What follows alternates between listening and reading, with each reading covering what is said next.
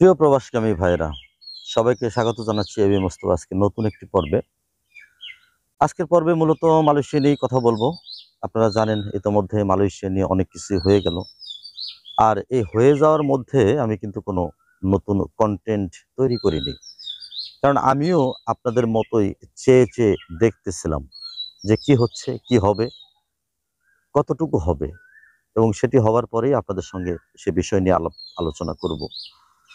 তো অনেক আশায় এবং অনেক প্রত্যাশায় বুক বেঁধেছিলাম যে আবার নতুন করে মালয়েশিয়ার শ্রমবাজার খুলছে, এবং সেই শ্রমবাজারে আমরা ভালো কিছু পাচ্ছি। আমাদের কর্মী ভাইরা অনেক দিনের প্রত্যাশার যে প্রাপ্তিটুকু সেটুকু তারা পেয়ে যাবেন।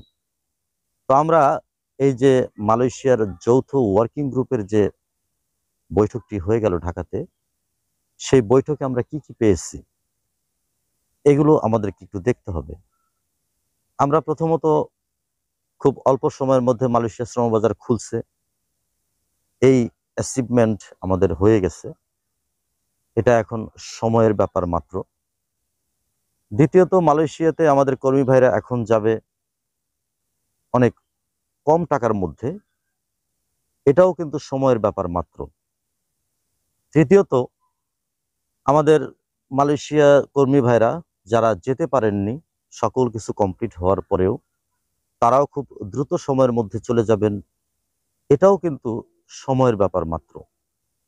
চতুর্থ যে বিষয়টি, যে সিন্ডিকেট মুক্ত একটি শ্রমবাজার আবারও আমরা পেতে যাচ্ছি, এটিও মোটামুটি এই মালয়েশিয়া বাংলাদেশ যৌথ ওয়ার্কিং গ্রুপের বৈঠকে কিন্তু সিদ্ধান্ত পাকাপাকি হয়ে গেছে। তাহলে আমরা এটাও কিন্তু নিশ্চিত হয়ে গেলাম। এখন বিষয় হলো যে মালয়েশিয়া শ্রমবাজার 2022-24 সালে যেভাবে খুলেছিল এবং যেভাবে আমাদের কর্মী ভাইরা গিয়েছেন, এই সকল অভিজ্ঞতা কিন্তু আমাদের প্রত্যেকেরই রয়েছে। আমরা জানি মোটামুটি 1 লক্ষ টাকার নিচে কিন্তু সরকার নির্ধারণ করে দিয়েছিল কর্মীদের যাবার যে অভিবাসন ব্যয় সেটি। এটার তিক্ত অভিজ্ঞতা যা হয়েছে আমাদের কর্মী ভাই সহ আমাদের যারা রয়েছেন সবাই কিন্তু জানেন। তারপরে প্রথমত 25টি রিক্রুটিং এজেন্সি, তারপরে 50টি, এভাবে পরে 75টি, তারপরে 101টি রিক্রুটিং এজেন্সি দিয়ে আমাদের কর্মী পাঠানো শুরু হয়েছিল। তো সেই সিন্ডিকেটের কি হাল হয়েছিল সেটিও কিন্তু আপনারা জানেন।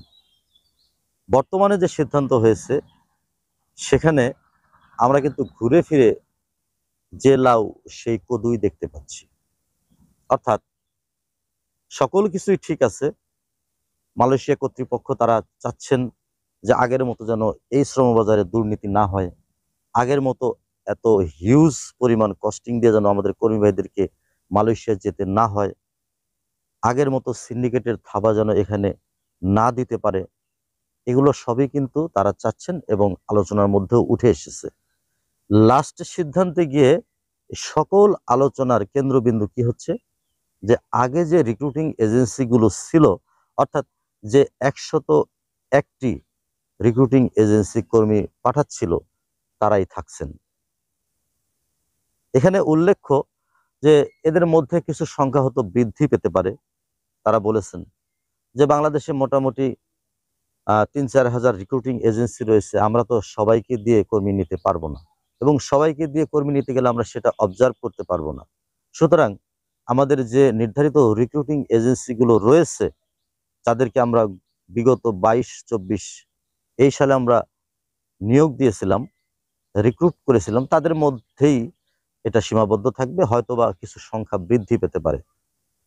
তো এখন কথা হলো যে 101টি রিক্রুটিং এজেন্সি আগে সিন্ডিকেট করেছিল, এবার যদি 150টি, অর্থাৎ আরো যদি 50টি বৃদ্ধি করা হয় তাহলে হবে 150টি রিক্রুটিং এজেন্সি। তো এই 150টি রিক্রুটিং এজেন্সি তারা কি সিন্ডিকেট করবে না? এইটার নিশ্চয়তা কে দেবে? তাহলে এবারও যদি সরকার মোটামুটি আপনার কি বলে, তখন তো 98,999 টাকা নির্ধারণ করা হয়েছিল, এবার যদি সরকার যদি 1.5 লক্ষ টাকাও নির্ধারণ করে, তাহলে কি সেই টাকার মধ্যে আমাদের কর্মী ভাইরা যেতে পারবে? এই প্রশ্নটাই আপনাদের কাছে আমার। আর এই এরকম সংবাদের কারণেই কিন্তু আমি কোনো কন্টেন্ট তৈরি করিনি, কারণ আমার কাছে মনে হয়েছে আগেও যা ছিল এখনো তাই হতে যাচ্ছে। আর এটি যদি হয় তাহলে আমাদের কর্মী ভাইদেরকে নতুন করে কি তথ্য দেব? দেবার মতো কোনো তথ্য তো আমি দেখি না। তো কথা হলো যে শ্রমবাজারটি খুলছে, এটি কিন্তু সত্য এবং এটি এখন মোটামুটি নিশ্চিত।